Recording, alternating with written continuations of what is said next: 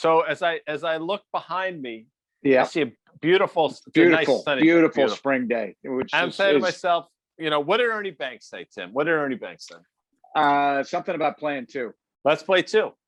Let's play two. Ernie Banks, Why did Mr. he say? Cub. Why did Let's Mr. play two. Baseball? Why did Mr. Baseball say let's play two? I'm asking. Do you? That's I mean, because that's how much he loved the game. If it's good enough to play one, you know what? Let's play two. That's Ernie Banks, Mr. Thus, Cub. he was Mr. Baseball. Yeah. Okay, So, Mr. Cub. So, yeah. Well, baseball for Cub fans, he is Mr. Baseball. So there you go. But why do I mention that? You ask. Go ahead. Just throw that out there. Well, you obviously are focused on the twin bill that's going to be in Flushing this evening. That gets going really at any moment now. And I know you just can't wait to tune in to no, your I'm Metsies. locked in. I'm locked in. I really want to see what lineup they throw out there. Where Michael Conforto is hitting in the lineup. He's dropping like a stone. Well, he's dropping like a stone in the lineup. I think the real question for a Yankee fan is, what's it like to look at Girardi and Gregorius and pinstripes, arguably two of the most passionate Yankees of that little era. I realized that, it's just strange that there's the shortstop that you guys are looking for that you let go 2 years ago, because right now it's not Glaber Day at shortstop in New York. But could not agree with you more. No, could not agree with you more. I make fun of the Mets fielding woes, but Glaber Torres is another guy. He's throwing grenades. Is that what what's the expression? He picks up ground balls like hand grenades. It's terrible. He's a marginal college. Fielding wise, he's an average at best college. Do you think you have better leather than him right now? I mean, I forget the arm. You think you could get to more balls? How's your range? I think range wise, he got me beat. But if it's at me, I'm gonna gobble it up. I was a bit of a vacuum cleaner back in the day. So yes, you were. But I don't know if I could listen. I got to be honest with you. I haven't thrown a baseball in years. I'm not sure I'm making that long throw from the hole. But neither is Glaber, by the way. So and quite frankly, he's not doing a lot at the dish right now either. So, no, it's difficult times. It's such a weird time of year for baseball, because this really is, these are the boys of summer, and, spring in the Northeast is volatile at best. I don't know, man, we're coming out of the pandemic. It's hard to know how these guys have been affected. Everybody's been affected these days by the pandemic, and people are singing about it. Apparently, is what I hear. Well, funny you should say that, because apparently Dave Grohl, who I'm sure you know a lot better than I do, and the Mick Jagger collaborated on a song like Easy Peasy or Sleazy Yeezy, or what was the name of the song? Easy Peasy, Sleazy something, Greasy Sleazy. I don't know, man. It's something about the pandemic and what it's been like, look, even Mick Jagger has struggled through the pandemic. So why should he's 97 years old. I mean, he's and so one of the lines in the song, and this gets us to the market. This is one of those awkward segues that we often make. But it's not awkward until you call it awkward, man. Just let it go. I'm so happy you said that. You're so right, because my kids, if you do something, they'll say awkward, and I say them all the time. You've just made it awkward by saying the word. So good job by you for putting me down. Well, and speaking of telling people you've screwed up or not, something's less than eloquent.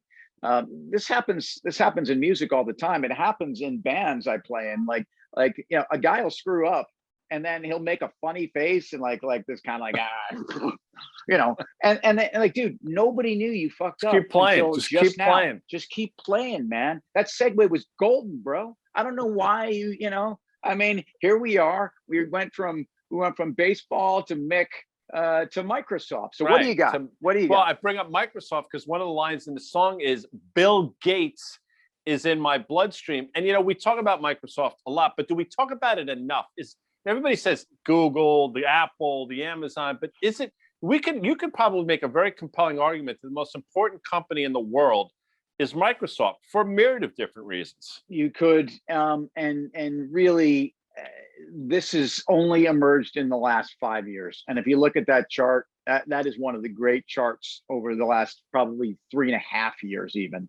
Satya Nadella coming in there, like there was Steve Ballmer. There was a lot of wasted time. There was a lot of wasted resources. There was, also, just to be clear, I mean, from a capital markets perspective, and coming out of the .com era, Microsoft obviously was one of the leading companies, and also was saddled with so much in the way of valuation around all their stock options, how they valued this stuff. Remember this? We used to talk about this for tech companies all day long. And Microsoft, for I don't know how long was it before it made a new high off of those highs from the .com era. It was, it was at least a decade. Yeah. So, where are they now? They've repositioned the business, and what's extraordinary is they've maintained the cash cow around Windows and their operating system. It's still the standard that most people, I think, prefer. But as they've moved into the cloud, and obviously the relationship between Windows and the enterprise and what it means for businesses. But now as they've gotten into, look, everything in terms of what really amounts to software and AI, and this Nuance deal, by the way, yesterday, which, not a big deal on paper, but I think, maybe even a tuck-in transaction, as they say. But really, if you think about healthcare, and this is a $10 trillion or so vertical that is open to a lot of different people. Why not Microsoft, by the way? Why not disrupting healthcare? Why not AI? This Nuance is a company that's proven that they are a major disruptor in healthcare. So I like the deal. No, I do as well. And if you think about it, I mean, the LinkedIn deal, nobody made a big deal about, turned out to be, I want to say, turned out to be a really solid move by them, right?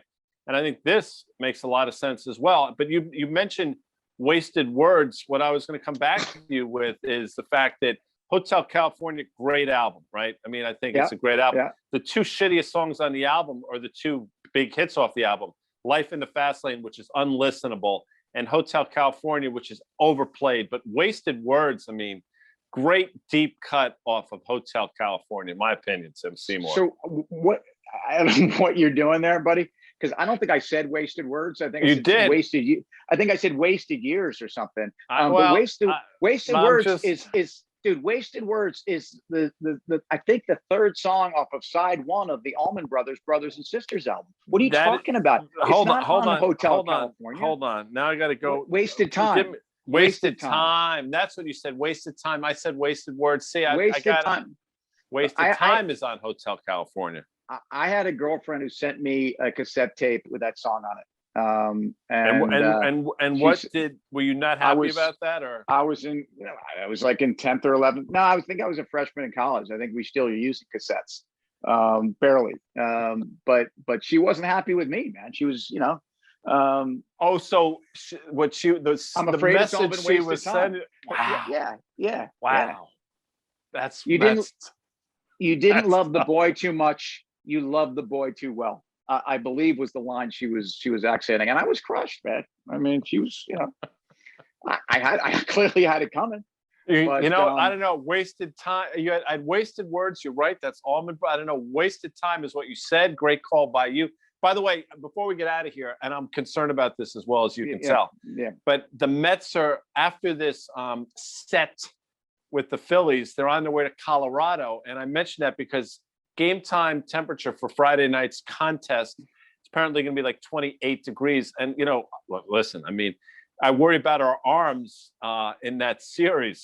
You got to be thinking about that. Very sweet of you to think about Jake DeGrom, the best pitcher in major leagues. Maybe of all time. Maybe of all time.